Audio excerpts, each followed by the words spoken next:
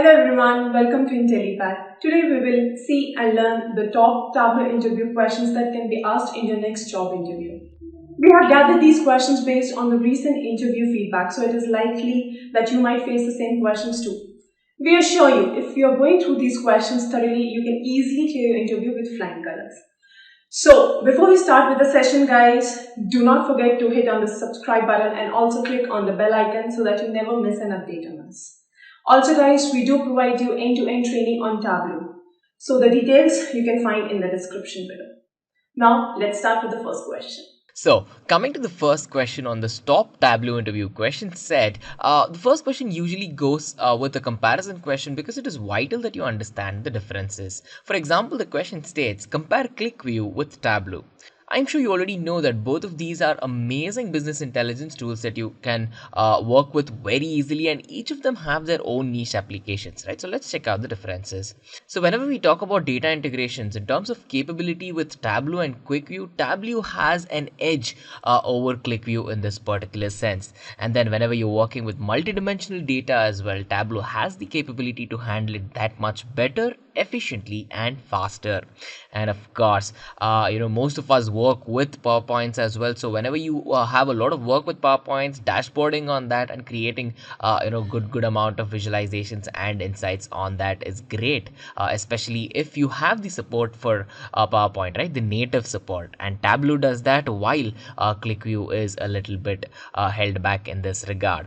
And then when we talk about scalability and visual drill down as well, right, in terms of visual drill down, yes, ClickView is amazing to work with and it provides good amount of efficiency, so you don't have to do a lot to have a big impact on the output.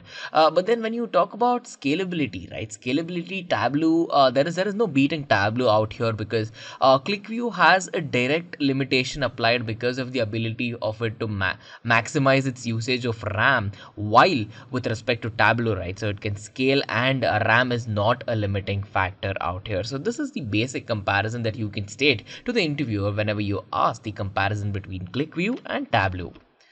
And now, when we come to the second question, it states, how is the context filter different from all of the other filters? So one thing you always have to know is that whenever you create a context filter, right, what Tableau does for you is that Tableau will create a temporary table just for this particular filter. So when you create a context filter, Tableau will create one temporary table just for this particular filter set, and every other filter will get applied on the context filter, guys. So every other filter will get applied on the context filter as if it was cascading parameters, right? Pretty simple and straightforward. But then when you have created an actual context filter, let's say on an example such as countries, USA and India, what Tableau will do is Tableau will create a temporary table for both of these countries and all the data that goes into these particular countries as well. And let's say now if you have any other filters that have to be applied, and if you do not have any context filter, right, and every single record will actually be checked for filters and then applied if required. So if you have a context filter, make sure to mention about Tableau being able to create the temporary table and then mapping the data based on it, and later applying all of the context filter data on top of it. Now, moving on to question 3. Question 3 is again another follow-up question. It's regarding context filters itself. So the interviewer may ask, what is the disadvantage of making use of context filters? Well, the context filter is an entity that is actually not changed a lot around by the user, right? So what happens is, if you have to change these context filters, then in the backend the database has to be reamped, it has to be recomputed entirely, and whatever temporary table has been created during your first set of filters will be removed. It'll have to be rewritten, and all of these takes a lot of time, effort, and computation power as well. So at the end of the day, it's all about slowing down performance if you have to change your context filter. And then, whenever we are adding dimensions to context, right, what Tableau does, we already know this, is that it creates a temporary table. And one disadvantage with creating a temporary table is that every time we initiate a view, or every time we instantiate a view option, or check the output, so what usually happens with this is that since it's creating this temporary table, it will reload it every time. So creation of a temporary table leads to a lot of reloads as well. And one more important thing you have to know is that whenever we're working with tools like Microsoft Excel and Access, or let's say any other general, text data sources, right? So the temporary table that gets created actually gets created in the Microsoft Access table format. This can be a disadvantage if you cannot scale this into other tools in case if you have any down the pipeline as well. And then of course, whenever you're working with SQL Server, let's say Oracle data sources or even MySQL, you must have the explicit permission to create that temporary table on the server itself. So having these access parameters and having these permissions is very vital too. So the talk is not always about a single dimensional data, right? So whenever we talk about multi-dimensional data sources, temporary tables usually are not created for this, and context filters are basically defined through which an understanding on what filters are independent, what filters are dependent, and then later mapped and put into place. So since temporary tables here are not being created, and since you're basing it on the fact that it is either independent or non-independent, this might again take a little bit of hit as well. So these form to be some of the disadvantages of making use of context filters. Now, question number 3 states, what are the 5 main products that are offered by Tableau? Well, this is something you really should know as a person interviewing for a Tableau developer interview or any of the similar roles. So make sure to mention all 5 of these products. We have Tableau Desktop, we have Tableau Server, we have Tableau Online, we have Tableau Reader, and we have Tableau Public. With this, we can check out the next question, the 5th question, that says, what is the latest version of Tableau Desktop? Now, this is a very tricky question, and it's asked in a lot of Tableau interviews is what we've seen. And this is only done to make sure that you are up to date with the latest version of the tool, that you understand all of the change logs of what Tableau is changing around, right? See, Tableau, after it came out, it has had a huge number of changes. It's become very efficient now. It's become very beautiful, very easy to use, and all of that. Alongside this, there have been a lot of changes as well. So what the interviewer expects with this question is to check if you are up to date on their website, to check out all of their latest offerings to make the full use out of it for your business intelligence solution as well. So as of September 2020, when we're recording this particular video, their latest version of Tableau Desktop is version 2020.3. That's March 2020. Well, moving on to the 6th question, it says, what is data visualization? Now guys, data visualization, business intelligence, all of these are key questions that are asked in Tableau interviews, so make sure to pay attention, right? So whenever you speak about data visualization, you can talk about what it is, right? So what we usually do is we have data either in a structured or an unstructured format. It can be in a presentation, it can be in an Excel sheet, or it might come from a variety of different sources. So instead of looking at an Excel sheet which has probably 100,000 entries, we create beautiful looking dashboards through which we can gain some insight, which would have been very difficult to do with the naked eye unless we had this visualization, right? So that's the basic aspect of data visualization. You can have multiple graphics, you can have complex looking animations, and you can have aesthetically very pleasing to look at graphs as well. So this will help, especially whenever you have to pitch a product to a person who is not from a technical background, or let's say if you have to explain a concept to your juniors, or even in a business meeting where a lot of graphs will make more sense rather than an Excel sheet with 100,000 entries, right? So you can use an approach like this to answer this question.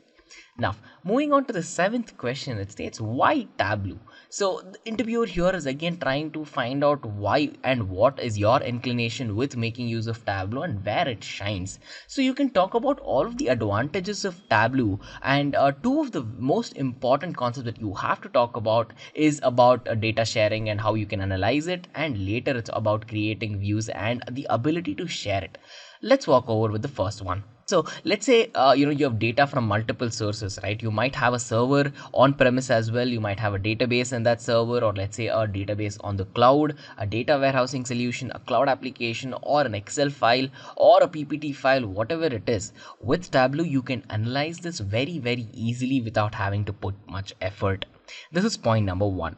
And then point number two you can state is that, so it doesn't end with you creating beautiful looking visuals, dashboards and all of that. At the end of the day, you have to have the ability to easily share it across your team, across the floor, to make sure that people in your team and people from a variety of other teams can access to this, right? So you can have the sales team look at the data, you can have your data analytics team understand the data, you can have your data engineering team in fact come look at the data as well. So your ability to easily share this data, blend it and merge it with other data, and one important thing is to keep it up to date automatically, right? So all of these can be done very easily with the help of Tableau, guys. So with this we can check out the 8th question that states, what are filters and how many types of filters are there in Tableau? A filter, as the name suggests, is used to funnel data. So what are we funneling out here? So let's say we have 10 rows of data in an Excel sheet and we only want to see the data from one particular person, or let's say of one particular criteria. Let's say if you have the student details of a particular college, we want to filter them by name. You usually filter them by age. Let's say you want to pick up all the all the students in the college of the age 23 years. So applying a filter will make sure that the backend will run and it will only show you results of these students who are of age 23, right? So we're trying to prevent unnecessary data in that context, and we're trying to only see what it is that we exactly require and then work with that. So for this follow-up question which states how many types of filters are there are 3 types of filters and we already checked out one, right? So there's quick filters, there's context filters, and there's data source filters. So make sure to mention all of these when this question is asked. Now, moving on to question number 9, it says how to remove the show all option from a Tableau auto filter.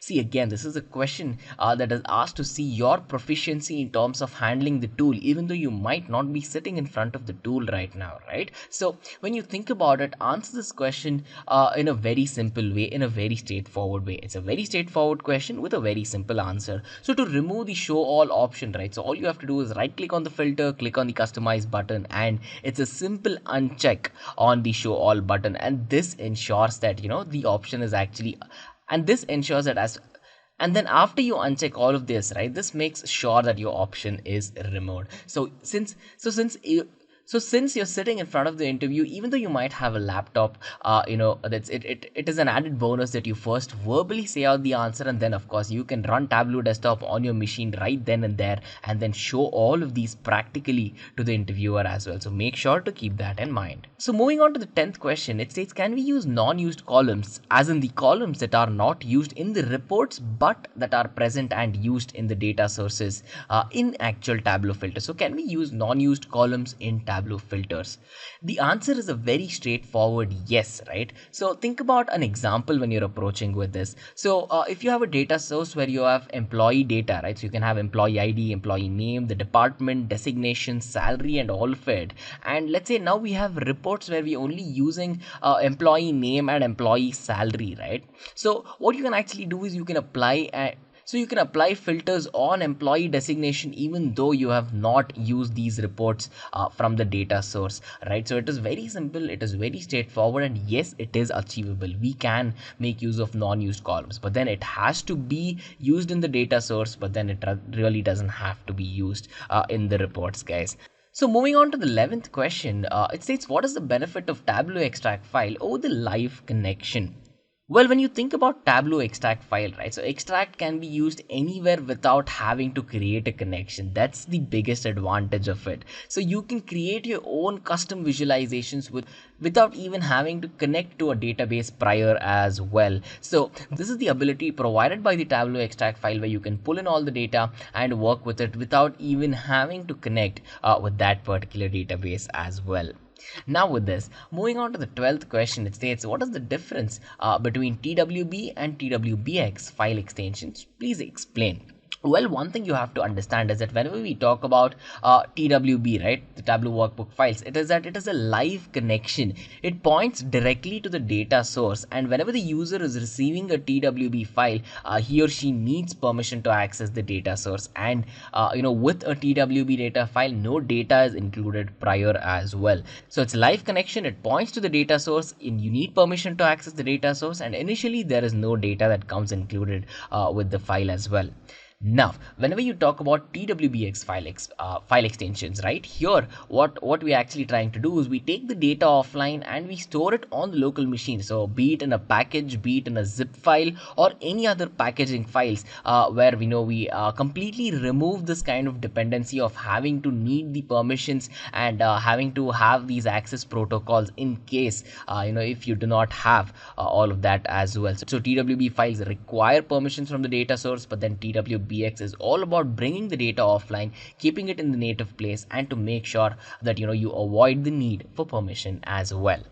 Now with this, we can check out the 13th question that says what is the maximum number of tables we can join in Tableau.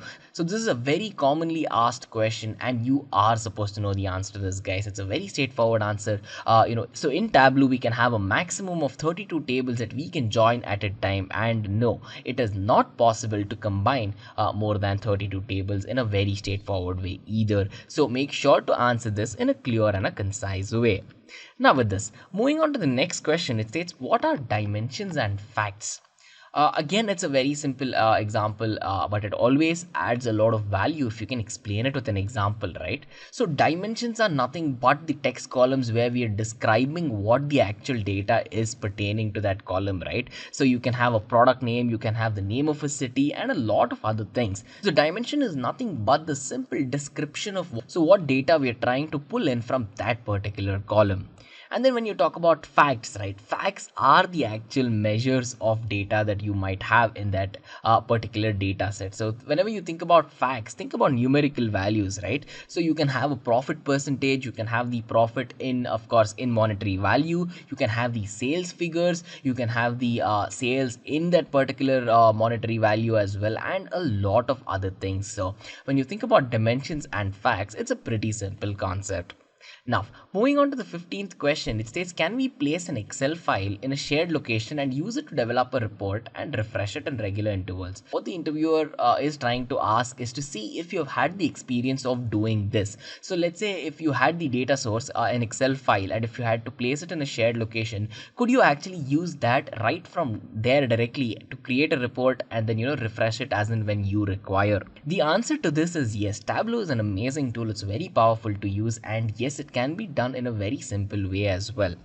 But then, if you have a requirement for better performance, right, it is always vital to extract it, bring it to your machine, use it locally, and then work with it. But then, if your criteria doesn't really have to do much with having the best performance possible, then yes, it is possible to work with a shared location file and to develop a report and later update it as and when you require as well. Now, moving to the 16th question, it states, what is the difference between a heat map and a tree map in Tableau? Well, guys, a heat map is one of the things that you really have to know, and I'm sure you guys would have used a tree map or even a heat map for that particular instance in your journey of learning Tableau as well. So a heat map is nothing but a very simple way where you can categorize the data in that particular data set by making use of variety of options of, let's say, sizing, or let's say even by making use of a variety of color as well.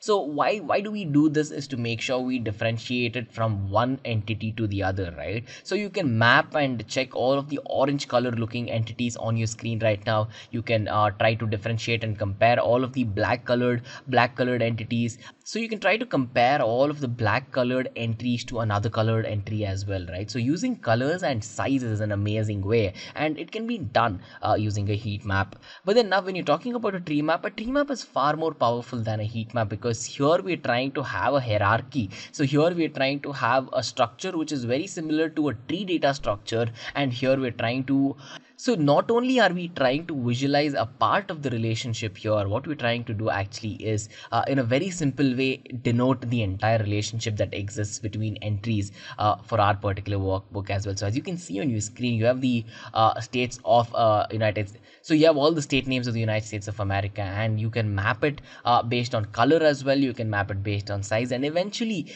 you have a hierarchical tree structure through which you have mapped it, and the node structure goes on and on, very similar to a tree structure. Now moving on to the 17th question, it states, what is balanced access? Well, in a balanced axis, what happens is that there are multiple measures that are actually shown on a single axis, and all of the marks that are shown, right? It's all done in a single pane as well. So to do this, all you have to do is you have to first drag a dimension into a column, and after you have dragged the dimension, all you have to do is drag the first measure and drag the second measure, but this time not to a different axis but then to an existing axis, right? So you can see the simple difference between the second and the third point, and this is what that makes a blended axis what it is. So dragging a dimension, dragging the first measure into the column, and dragging the second measure onto the existing axis rather than a new one. So this is all about blended axis. Now when you think about the 18th question, here is another very fun question which again is asked a lot.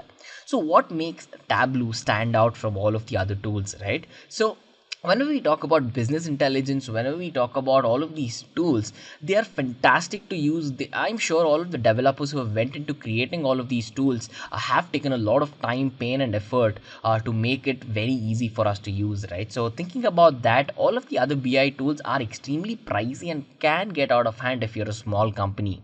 But then what Tableau does that's very different from most of the other people is that they have a free offering, right? So Tableau Public is free and it has an academic distribution in case if you're a college student and you want to learn and work with Tableau as well. So having this option to use it for free definitely is a standout point. And then when you think about how well recognized Tableau is, all of the big firms make use of a business intelligence tool in one way or another, right? Right from the startups to all the trillion-dollar businesses out there. Tableau, in fact, is also well recognized by very big firms such as Forrester Research, and it's considered to be one of the most easy to use product as of now, and one of the most agile products available as well. So it's not only just this, right? See, there are other BI tools which can do a lot of things more, in a substantial way than what Tableau can do. Tableau is just a data visualization tool, but then you can have and do a lot of things. But then you can have a lot of other tools which have a complete technology stack that they bring along as well, right? So considering that, you will have to make use of these other products along with Tableau. Let's say if you have enterprise grade data to perform ETL, maintenance, data storage, and all of that as well. So in that regard, definitely it is one of the vital points to mention of why Tableau stands out the way it does. Moving on to the 19th question, it states, how do we do data testing in Tableau? This is a tricky question, and I've put in a lot of tricky questions for this particular presentation as well. So make sure you pay attention throughout. Now, how can we do data testing in Tableau, right? When you think about it, data testing is not possible in Tableau because Tableau is a data visualization tool and it is not a testing tool such as Selenium or something. So make sure to answer it and do not be confused. The interviewer may be trying to see if you get confused with concepts such as this. So it's a very straightforward no. Tableau is used for data visualization. Tableau cannot perform data testing, but of course it is one of the best tools out there for data visualization today, especially when you have data which is already pre-processed or data which is already structured, and you can work with it easily as well. But still, it doesn't add a lot of value in terms of data testing as well. Now with this, coming to the 20th question, it states, can you get values from two different sources as a single input into our parameter? The answer is no. Tableau currently actually does not support multi-valued parameter, right? So, there's actually a technique which is called as the dynamic parameter with a blend technique that can be used to highlight every single value out there. But then you cannot make use of multiple values because this is how Tableau is built and this is how Tableau is, worked on. And one very important concept that you should know whenever you're answering this question is that the parameters in Tableau, right, they are not dynamic. So you literally cannot start filtering stuff at the runtime as well. So this is something which you should talk about along with the technique when you ask this particular question. So the answer is no. Currently Tableau does not support multi-valued parameters, but then of course down the line with a lot of updates, then it definitely is something that we all are waiting and in anticipation for as well. Now moving on to the 21st question, it states, how do we use parameters in Tableau? So you can use parameters with the following entities, right? You can use parameters, map them with filters. You have parameters across calculated fields, across actions. You have measure swaps, you have changing views, and you have auto updates as well, right? So make sure to at least mention 3 or 4, but then it really adds value if you can mention 4, 5, or in fact all of these as well. So using parameters in Tableau is definitely a core concept, and you're supposed to know it in and out at this point of time. So it always adds values to talk about where parameters are used and in fact how parameters are used as well. Now, moving to the 22nd question, it states, what is the use of the new custom SQL query in Tableau? Well, one thing you have to know about is that the custom SQL query, right? It's a query that is written after you've connected to the data and you want to pull the data to have a structured view of it. Now, to give you an example, think about having 50 columns in a particular table, but then we do not require 50. We only want 10, 20, or 30 of it. So instead of taking all the 50 columns and then working with it individually, what we can try to do is we can write an SQL query that has the ability to filter out and just give us the 10 columns that we want, and then work with it later and create a structured view based upon that. So why do we even have to do this? One, you want 10 out of 50, you're getting that straightforward. Number two, when you think about computation power, the performance will go up to an exponential extent, because this is a very simple example that we're talking about. In an actual production environment, this will not be the case. So the performance hit in case when you want 10 but you still have to pull in 50 is avoided. If you want 10 out of 50, you can have 10 out of 50, guys. That's a very simple example. Make sure to state it with the example as well. Now, moving on to the 23rd question, it states, what are the differences between Tableau and other traditional BI tools, right? One thing you already know about Tableau if you're here is that it is one of the most easiest tools to use. It's best in its class. It has a free offering, and in fact it provides very good visual analytics capabilities as well. So whenever you think about data foundation concepts, here is where Tableau has it a little slow. Really doesn't help with plumbing, so you will have to make use of an SQL server alongside Tableau to have the complete package of using it. And of course, Tableau licenses can get relatively expensive if you're looking to scale up your organization and scale up your data quickly as well. But then traditional BI tools can do it all, but then it might have a significant cost upfront, and then with a lot of parameters, right? So think about higher consultations. You have hardware changes. You have to have good software there as well. So all of these will cost money, and this will come up to you. As soon as you get started itself. So that is one of the biggest differences. And then when you think about all the big vendors out there, right? So if you have to check about reasonable value for money, and if you have to check about what best you can get for the money that you've spent, someone like Microsoft is the person who can do it to the best of their capabilities, right? So they're a huge organization. And then when you think about open source vendors, there's Jaspersoft, there's Pentaho, and there's a lot of other tools that you can make use of as well. But then this does not have an enough talent pool as of yet. This does not have the enough amount of traction that is required for developers to kick in full time to build Pentaho and Jaspersoft into an amazing tool that can directly compete with Microsoft's offerings as well. So think about Tableau, think about Power BI, think about tools like Pentaho, Jaspersoft, and you will have a clear understanding of where the basic differences lie as well. Now, so moving on to the 24th question, it states, what are the similarities and differences that lie in between a tool like Tableau and a tool like Palantir? Well, one of the things you really have to understand is that Palantir and Tableau do things very, very differently, right? So Palantir is known for its ability to be a security tool in terms of handling problems such as fraud detection, handling the payments, and all of that, right? So the customers, or let's say the investors in Palantir, are people such as PayPal, the Central Intelligence Agency, and a lot of others. And on the other end, you already know that Tableau is a visualization player. It has its roots very strong into the Stanford University research as well, right? So one thing it'll always add value is that you talk about new points, right? So think about VQL or VisQL. So VisQL is basically the visual query language that will allow users to build any sort of visualizations that require on already existing data warehouses and spreadsheets, right? So Tableau's support for this is definitely a point that you can mention whenever you asked to talk about Tableau as well. So here is another point to your arsenal of Tableau knowledge.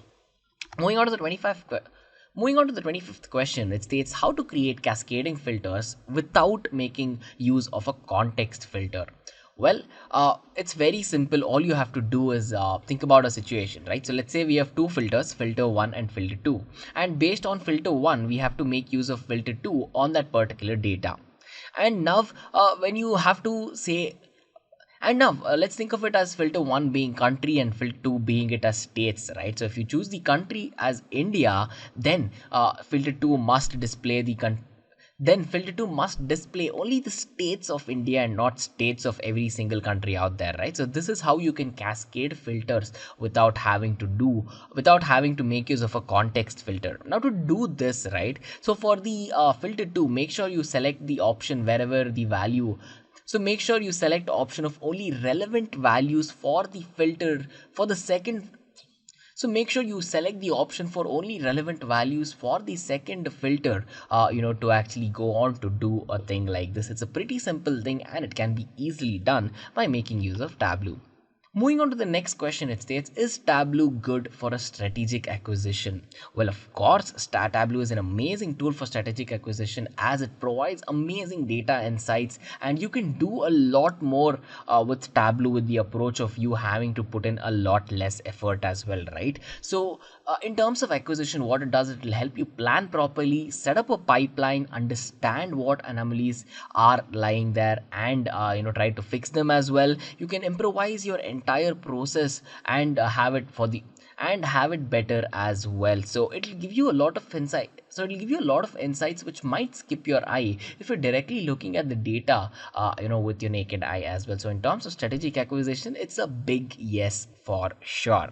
Coming to the 27th question, it states how to display the top 5 and the last 5 sales in the same view. So to do this in a very simple way, there are two ways. Make sure to mention both as well. One, of course, you can apply filters where you can do it in a straight way. And number two, you have calculated fields where you can achieve the same effect of, let's say, top 5 sales and the last 5 sales in the same view without, you having to do much as well. So make sure to mention the both ways.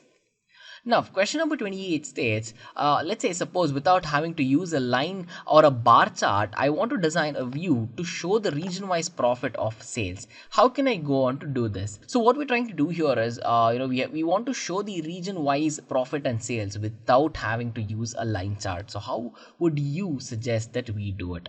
If you do have a computer or a laptop in front of you right now, it will always add a lot of value if you can show all of these practically with any of the previous projects or data sets that you might have worked with. But then take a simple approach to verbally explain it first. See, for example, you can generate a map by making use of cities, and later, you can just drag the profit and all of the sales to that particular details, and then, add the state as a quick filter and work with it as well. So you can use a very simple approach, and to explain it can be done in a very simple and a concise way, but then it'll add value if you can show it practically, right? So pull out a data set, and tell the interviewer that you want to show how this can be done practically as well. So that will impress them definitely.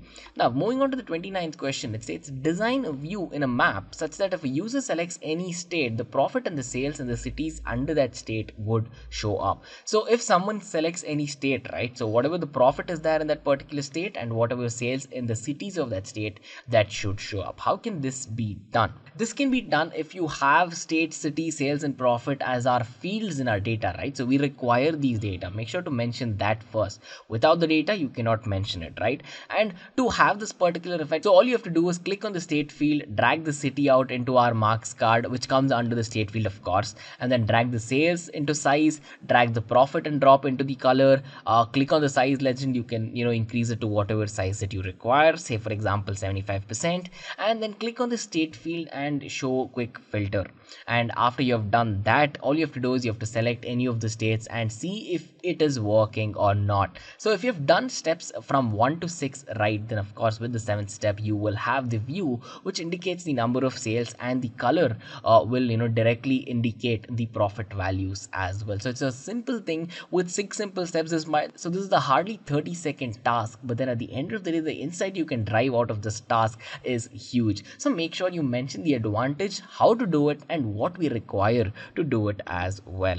Now moving on to the 30th question, it states how to add custom color in Tableau. custom color can be added in Tableau by making use of preferences.tps. So go to my documents, go to my table repository, and you will find a file called as preferences.tps. And here, you can add a color code. You can add the hash code, which is also called as the custom color code, wherein you can add wherein you can add it and make use of it directly as well. But then one thing you have to note is that, let's say in Tableau version 9.0 and above, right, you have a direct color picker option, which is basically giving you a user interface to do the exact same thing. So all you have to do is you can click on the color that you require, hit OK, and you're done with it in a very simple way as well.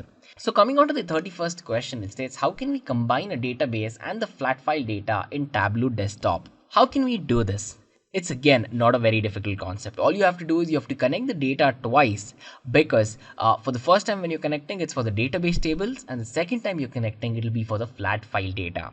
And then go to data, edit relationships, and give a join condition based on all of the columns that you have to find in common from our database file to the actual flat file data as well. So it's simple, connect it twice, once for database, once for flat file data. Go to data, edit relationships, put a join condition on the columns for the database tables to the flat file as well. And as soon as you're done with this, you have combined a database and a flat file in a very simple way in Tableau desktop. Now, moving to the 32nd question, it states, what does Tableau do? Well, here's another tricky question, right? So Tableau can do a lot of things. Use the insights from all the 31 questions that you have come across until now to answer it. But then one important thing you really have to state is that Tableau is one of these tools which has a goal to make sure that it will help people see and understand data better, in a very aesthetic way and in a very simple way as well. So Tableau brings about a data analytics solution, it brings about a business intelligence solution and a data visualization solution. It puts it right in the hands of common people, right? So what it does is you will have a broad population of business users who can actually work with their data, ask questions on their data, understand the performance of their data, and eventually solve a lot of problems using this as well. So this question you can talk about 20-25 minutes and still you can have a lot of points that you can talk about Tableau as well. But then make sure to mention all the primary concepts. So make sure to mention all the primary points and how it adds value to the people, right? So what we're trying to do with Tableau is solve a problem. So make sure you talk about what the problem is and how Tableau aims to solve it. Moving to the 33rd question, it states, what is Tableau Public? Tableau Public is a free tool. It's a free service that lets anyone anywhere in the world publish an interactive data set onto the website, right? So once you're connected to the internet, you can do a lot of things. Once you have installed Tableau Public, I still say the same thing. You can do a lot of things. Now, whenever you think about making use of Tableau Public, make sure to explicitly mention that you really do not require any programming skills out here, right? So there's a lot of people, a lot of learners who keep asking us in case if they require a programming head start to start with Tableau. The answer is no, you really do not require anything, right? So with Tableau desktop, anywhere anyone on the web can interact with the data, see the data, work with it, download it, create their own visualization, edit the visualization, and in fact you can also check out what everyone else are doing as well. So you can do that to get ideas. You can do that to see how aesthetically pleasing things can get if something is done in a neat way when you're making use of Tableau as well. So it adds a lot of value, and make sure to mention all of that.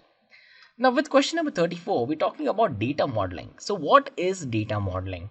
One thing you have to know about data modeling is that it is the basic analysis that we perform of all of the data objects that we're using in our context right now. So whenever we're trying to model data, we're trying to find relationships, we're trying to associate each of these data objects, comparing them one with the other to see how we can base any assumption on them, or how we can apply certain steps on them to see how we can drive insight, right? So it's a pretty simple thing. To analyze the data objects, you really require context, you really require certain relationships to work with, and data modeling is a way where we go on to show all of these relationships as well. It is as simple as that. Moving to question number 35, it states, what is your daily process with Tableau? What is your daily work process with Tableau? This is another tricky question, and this is completely based on your way to work with Tableau. There is no one right answer for this. And start your answer with this, right? It completely depends on what projects you're working with Tableau, the complexity of the project, the client requirement, the performance requirements, the complexity of the actual time involved in doing the project, and a lot of other things. But then, of course, you can have a very simple data work process that I've mentioned on the screen. That's an example. So, what usually happens whenever you're working with Tableau is that first you will get an understanding of what the requirements are, and after you understood what the requirements are, you're going to start pulling in all the required data. You're going to create a storyboard based upon that, and eventually apply and create visualizations in Tableau. And the last step, of course, you're going to present it to a client for review, right? So use this as a foundation, and you can talk about your previous experiences on this as well. So use all of these as foundational points, add more value to them based on the experience level that you have, and convey it to the interviewer in a clean and a concise way. Then, coming to the next question, it states, how does Tableau work with big data sets or huge data sets? To start off the answer to this question, make sure to state this. Tableau's performance varies a lot depending on the performance of source data as well. So depending on how how clean the data is, how structured it is, or a lot of other parameters that is present in the data set as well. So your performance is having a direct correlation with the performance of the data source itself. So, what happens is that the main impact on performance comes whenever we talk about the time that takes to execute a query, right? So, if your data source is taking an ample amount of time to execute a query, then what does Tableau have to do? Well, Tableau has to sit and wait until your data source can give you this data, right? So that means you are waiting. Tableau is waiting, and your data source is taking some time. So this really doesn't add, a lot of value. So you can state all of these to say how Tableau can deal with huge data sets as well. It can do it very well, of course, but then it takes certain time to go on to do it. Now, coming to the next question, it states, how will you publish and schedule a workbook in Tableau server? It's a very simple task. All you have to do is create a schedule for a particular time, whatever time that is you require, and or let's say even the client has provided you a time. All you have to do is create an extract for the data source, pull all the data, and eventually publish it on the workbook in the server as well. So creating extract is the actual important step that you have to concentrate on, as whenever we talk about publishing a workbook, especially while scheduling it, right? So there's a lot of authentication methodologies that you have to check as well. So before you can publish it, there is actually an explicit option that states scheduling and authentication. You can click on that, you can select the schedule from whenever you have to publish it, and then directly hit publish. So all the data sources and all of the assignments that have to be published will run through the schedule and be done automatically without you having to put a lot of time, or let's say punching back in whenever you have the scheduled time and then looking at something there as well. So you really don't have to do any of that.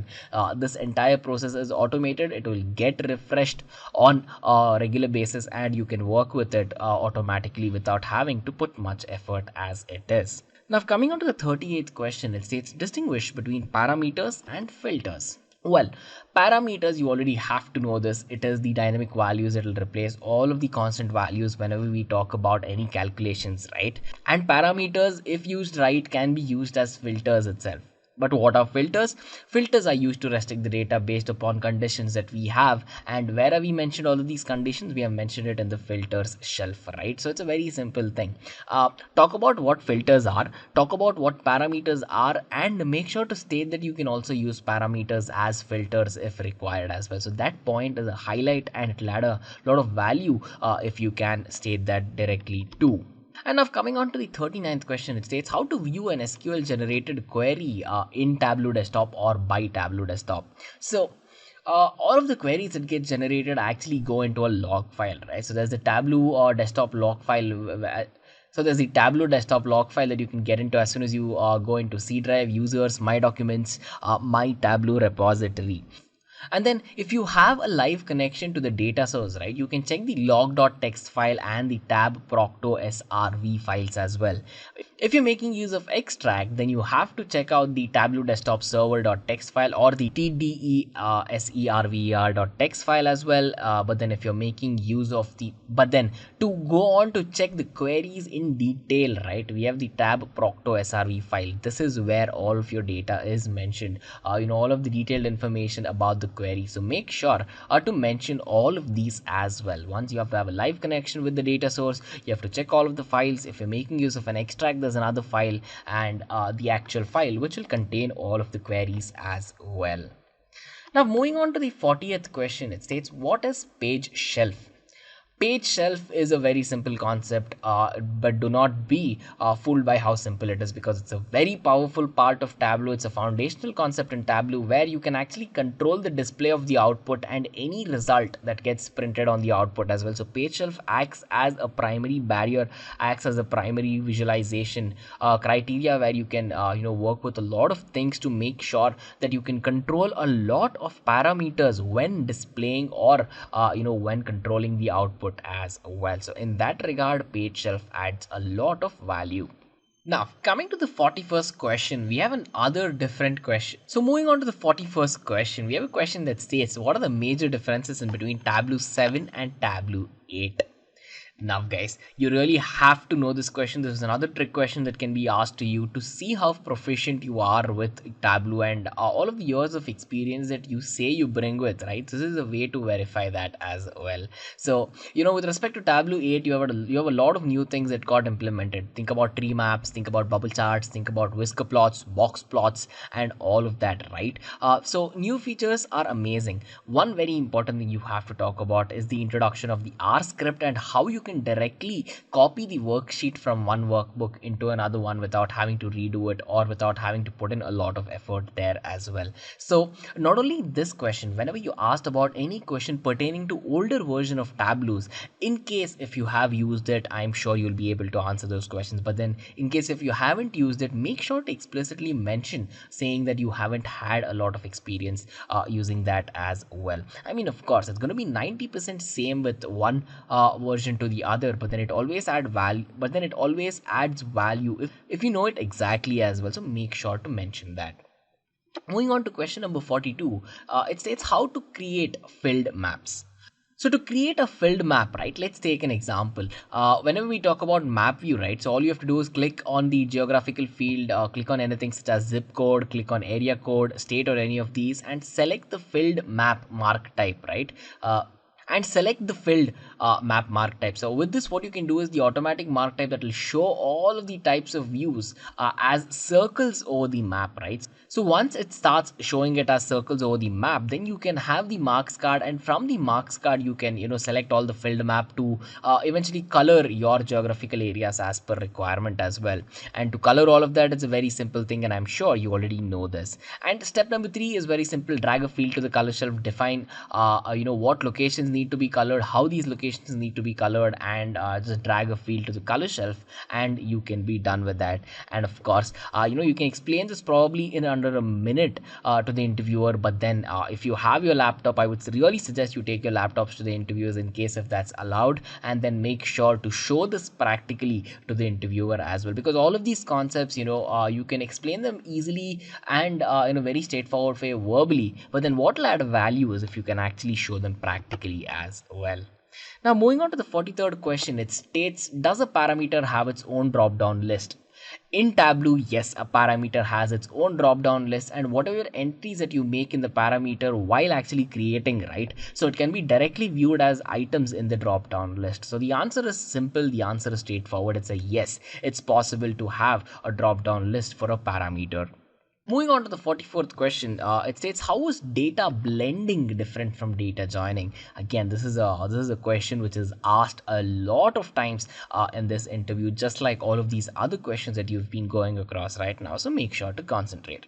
Now, when we talk about data blending, right, so data blending, as the name suggests, in fact is the process where we combine the data from two different sources or more than two different sources as well. So your two different sources can be a Microsoft Excel file, you can can have another set of data on an SQL server, Oracle server, a cloud computing platform, or a server which is on premises, a remote server which is in the client's location, and a lot of other things to bring these data together to use in Tableau, right? That's what data blending is.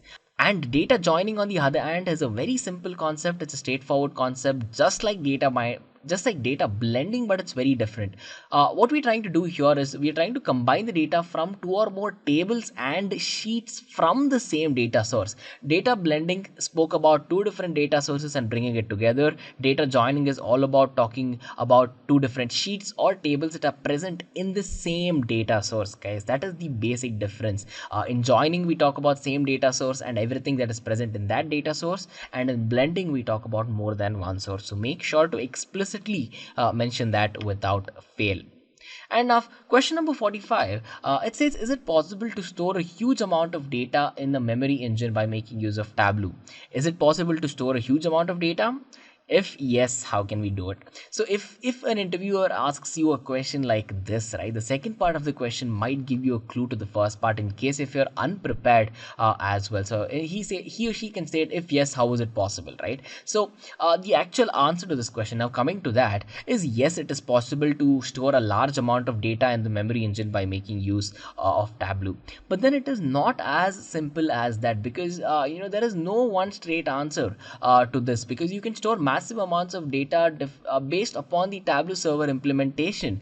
You can have a lot of configurations for that, right? You can have 8 core configurations, you can have 16 core configurations, and you can have more than that as well. So depending on how your Tableau server is configured and built, based on that you can store it. So it's a relative answer to the relative question. And not only if just hyper is used or not, let's say there are many other factors that will affect, such as the server memory can also have an exponential effect in how much data that you can eventually store and directly use in a rapid fashion for the memory engine, and a lot of things as well. So make sure to talk about the server memory and make sure to talk about the server configuration in general as well. Now, moving on to the 46th question, it states, what is the difference between rank and index in Tableau? So whenever we talk about rank and index, one commonality is that both of these come under table calculations in Tableau, guys. So index is the actual entity that will deal with the record's physical location, and think about incremental numbers, for example. So as soon as incremental numbers are assigned according to the record's physical order, right? So as soon as this order is particularly met, and how is it met? By making use of index. Now, whenever you think about rank, right? So rank usually deals with the record's value. Whatever highest value is there gets the highest rank. Whatever lowest value is there gets the lowest rank. So it's a pretty simple and a straightforward business in terms of rank and index as well. Index deals with its position, record deals with its values, right? So if you have used any other programming language as well, you will understand the usage of index. And rank, as the name suggests, is a numerical value that denotes how it maps in the real world as well. Now with that, coming to the 47th question, here is another very simple question, but then if you do not know how to answer this, it can get a little difficult as well. So to answer this question that states, suppose my license expires today, can my users be able to view the dashboards or workbooks that I published in the server earlier?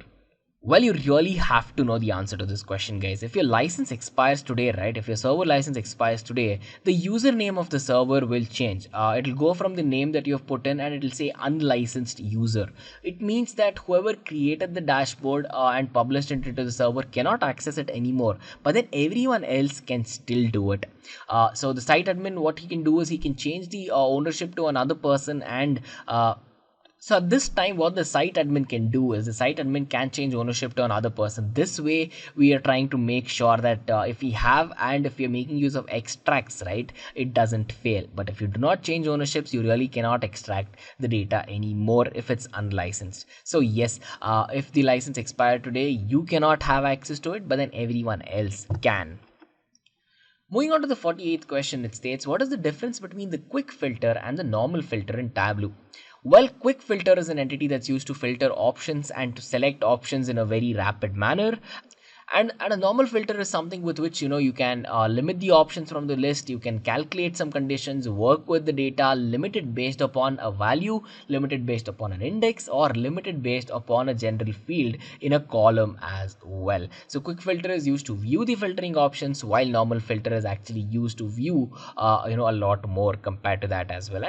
And hence the name quick filter and normal filter in Tableau. So make sure to mention this basic difference in a clear way to the interviewer. Moving on to the 49th question, it states, what is your plan after joining for the Tableau developer role, or let's say any other Tableau role that you might be joining for as well? So to answer this question, make sure that you keep it concise, you keep it clear, and do not talk about it for 20 minutes.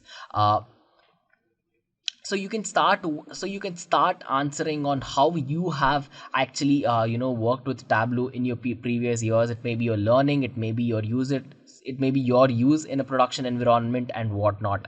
And think about talking about a plan where you first understand the company structure that you're interviewing for, and how well you can have an impact in terms of Tableau will only come if you can understand how well the data is implemented there, right? How the data workflow is set up, how the infrastructure is set up, and all of that. So talk about you first having the ability to easily grasp and understand new things, and then talk about how you can better it or improvise something in the coming days, with further iterations as well. It's not only just that, right? So it's all about you fitting into a role, being a team player, the ability to talk to multiple teams, and the ability to solve the problem at hand.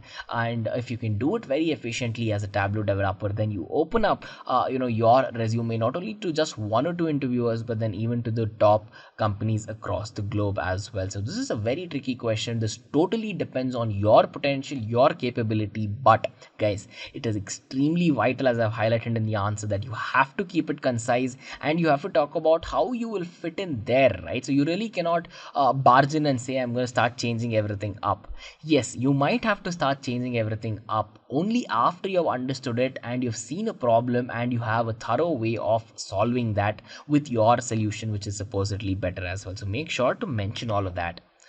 Now, coming to the last question, it states, have you earned any sort of certification to improve your learning and implementation process? Well, guys, if you've made it to this question, congratulations. These 50 questions will add a lot of value to your Tableau interview, and I'm sure you can use this as a guide to ace all of your interviews as well. But then this question is very important. If you have ever used a certification program to learn and gain knowledge, you will understand that it will portray a lot of things, right? So you can gain a lot of knowledge in a clear way, in a concise way, from professionals across the globe. And you can make use of real world projects to concrete your learning, and you can do a lot more for a learner. But now let's talk about what it does whenever you're in an interview, right? So if you have certifications, let's say you are a certified Tableau developer, as soon as you step into this Tableau interview and you state that you have a certification and you talk about it, one thing it will show to the interviewer is that you want your career to be built around here, right? So because you would have spent a considerable amount of time, you would have spent a considerable amount of effort to go on to do something in this field as well. So in that aspect, you definitely will show a lot of aspiration there too. And another thing where you're showing strong aspiration is, let's say if you've jumped from another different background, you might be coming from a management background, you might be a Python developer who wants to become a Tableau developer now, and everything else too. So it'll show that you have the ability to grasp novel things, new things, and understand how they work. And you being serious about it also shows how your certification has added value to your life as well. And of course, since you'll be learning a new thing, in case if it was new to you, not taught in college or any of that, it will show that you are an effective learner and you have the capabilities to be taught. So being teachable is everything in today's world, and I'm sure most of you already know that as well. So one important thing you have to talk about is, of course, talk about the certifications, talk about what you learned through that certifications. But then here's a secret, guys. Here's a secret tip.